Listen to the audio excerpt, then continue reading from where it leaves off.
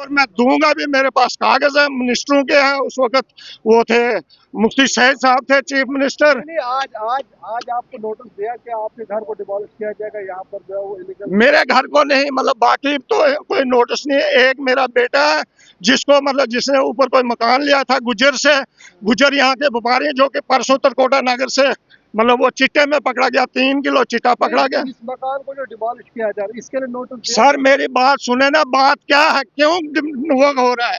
आज तक जेडीए नहीं थे जिस वक्त मैंने बनाया था, उस वक्त जेडीए नहीं थी। मैं आपको हिस्ट्री सुना रहा हूँ। वाइस चेयरमैन जेडीए चक्रवर्ती साहब थे और बड़ा ठंड आदमी था और खराब आदमी था, वो बख्शता नहीं था किसी को।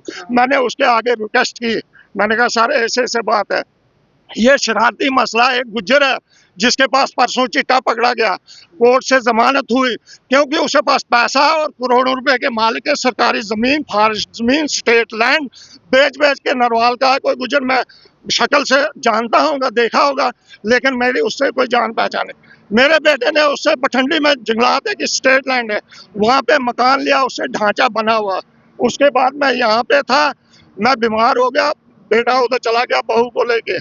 मैंने उसको बोला, मैंने कहा बेटा एक काम करो, मुझे बच्चों के बिना नहीं बनता, मैं बीमार हूँ, तो लिहाजा बच्चे इधर ला दो, आप मियाँ बीबी वहीं बैठो। उसने 2-3 दिन के बाद क्या काम किया, मैं बीमार था हॉस्पिटल वगैरह, उसने बीवी भी उठाई, बच्चे भी उठाए, ला के तो यहाँ मतलब रख दिया मेरे पास। उसके बाद उनको जाने का मौका नहीं मिला। ताला लगाया, वहाँ 15 लाख रुपए लगाए, 4 दीवारी पर मकान पे सेफ्टी टैंक, लाइटरिंग वगैरह सब बनाया। बनाने के बाद ताला था। अब घर आपका है तो उसको खुला रखो या बंद रखो या रहो नहीं रहो, उससे क्या मतलब। जो नशे का काम करते हैं उनकी सिर्फ प्रॉपर्टी सीज होती है और जो नहीं करते हैं उनके मकान तोड़े जाते हैं। हाँ, ये मैं वहीं पहुंचाऊंगा आपको कि मतलब हमारे मकान क्यों तोड़ेंगे। उसके बाद मुझे मेरे बेटे के, इसी बेटे के खिलाफ जिसका घर तोड़ा जा रहा है, इसके खिलाफ कंप्लेंट हुई कि ये मिलिटेंट है जी।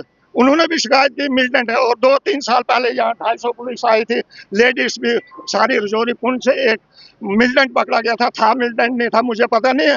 वो हमारे साथ काम करता था, हमारे चैनल में था, वो शायर इंडिया में था, वो काम करता था। तो उसके थ्रू मतलब मेरे बेटे को भी कंप्लेंट हुई कि ये जी मतलब इनके साथ काम करता है, ये भी मिलिटेंट्स में। मैंने इंटरव्यू दिया आपके मीडिया वालों के सामने कि अगर मेरा बेटा मिलाओस होता है इसमें मिलिटेंट्स में, उस मिलिटेंट को कम सजा दो जो पकड़ा गया।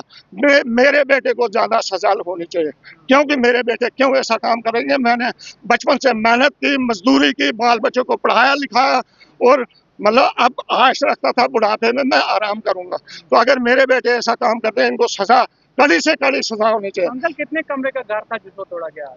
5। भाई साहब ये 5 कुंबे रहते हैं यहाँ, 5 घर नहीं, 5 कुंबे रहते हैं। एक बेटी का घर है, एक बड़ी बहू का घर है, एक मेरा, एक इस लड़के का था जिसका तोड़ा जा रहा है। अब ये मुझे पता नहीं बाकी भी तोड़ रहे हैं या क्या कर रहे हैं, लेकिन बेइंसाफी जम्मू कश्मीर में चल रही है। वो इसलिए चल रही है कि यहाँ से लेके इसी खालसा नंबर में 328 में 300 क्या बदले हैं नंबर, इसमें लाखों करोड़ों अरबों की जमीन जो है लोगों के नीचे है और बड़े बड़े लोगों के नीचे है, पैसे वालों के नीचे है। क्या इन ऑफिसरों को जब पैसा चढ़ जाता है तो वो साफ हो गए, मतलब धुले हुए हो गए उनके, मतलब यानी कि उनकी वो मालकियत बन जाती है। और गरीब आदमी यहाँ बैठा, और मैं 40 साल से माइग्रेंट डोडा से मिलिटेंसी के कारण इस बेटे के, ये भी पुलिस में एसक्यू है, इसको 25 साल हो गए, अभी तक इसको 15,000 से ऊपर तनख्वाह नहीं मिल रही। आप ये बताओ मुझे कि 15,000 से कौन सा घर चलता है? 3-4 बच्चे हैं, मतलब घर है, माँ बाप है, कहाँ कहाँ वो 15,000 देगा? 15,000 तो पेट्रोल। अब तोड़ने का हवाला ये बताया गया कि स्टेट लैंड है। जी मैडम, हमें कुछ नहीं, स्टेट लैंड का अगर मसला है, मेरा ही मसला नहीं है, जम्मू कश्मीर का मसला। क्या गया, क्यों तोड़ रहे हैं? मैम शरारती मसला है बस, और कुछ नहीं है।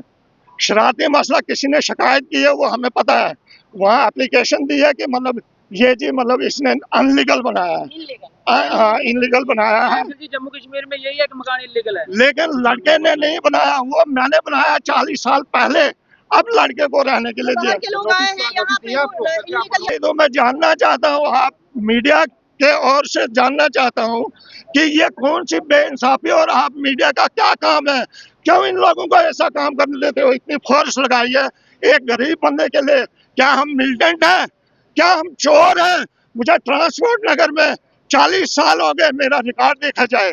मैं यूनियन का बाहर जो गरीब लोग काम करते थे उनका प्रधान रहा। कोई मेरे खिलाफ शिकायत बताओ, किसी से पैसा खाया, किसी से कुछ, मैंने अपना घर बर्बाद किया, मजदूरी करके अपने घर बनाए, बाल बच्चों के लिए ठिकाना बनाया, और मेरे मतलब इस वक्त मतलब मेरा घर तोड़ा जाए, ये बेइंसाफी है। इन ऑफिसरों पर भी इंक्वायरी होनी चाहिए कि अगर भाई आपने सरकारी लैंड छुड़ानी है, उनसे छुड़ाओ जिनके पास 100 कनाल जमीन है, जिनके पास 20 कनाल जमीन है, जिनके जिनके बड़े बड़े होटल हैं, जिनकी फैक्ट्रियां चलती हैं, उनके मतलब नहीं तोड़ा जाते हैं। कादर डेंग ने क्या इतना जुल्म किया कि मतलब हाँ जी उसका घर तोड़ा जा रहा किसी की शिकायत पे और एप्लीकेशन पे, और जो चिट्टे का काम करते हैं, करोड़ों रुपया अंदर करते हैं, जानकारी ले सकती है मीडिया भी। त्रिकोटा नगर में वो बंदा रहा 5-7 दिन कोर्ट से, उसने परसों जमानत करवाई नहीं करवाई, और वो आज जमानत पे है, यानी 2 लड़के अभी उनके भी, अब ये पता नहीं उनके हैं या किसके हैं, वो अभी भी अंदर हैं, वो हवालात में हैं। तो उनकी मतलब जमानतें हो जाएंगी, पैसे वाले की जमानत हो जाती है, गरीब की सुनवाई भी ना हो तो अरफाज साहब कहाँ पे जर्नलिस्ट जो है आपके बेटे अरफाज साहब? अब मुझे कुछ पता नहीं कि मैं दुकान पे था, छोटी जैसी दुकान है मेरे अड्डे में, मैं दुकान पे था, वहां से आया तो अब कहते हैं उसको डिटेन किया कहीं पे। डिटेन किया है? हाँ डिटेन किया। नोटिस दिया था पहले कोई?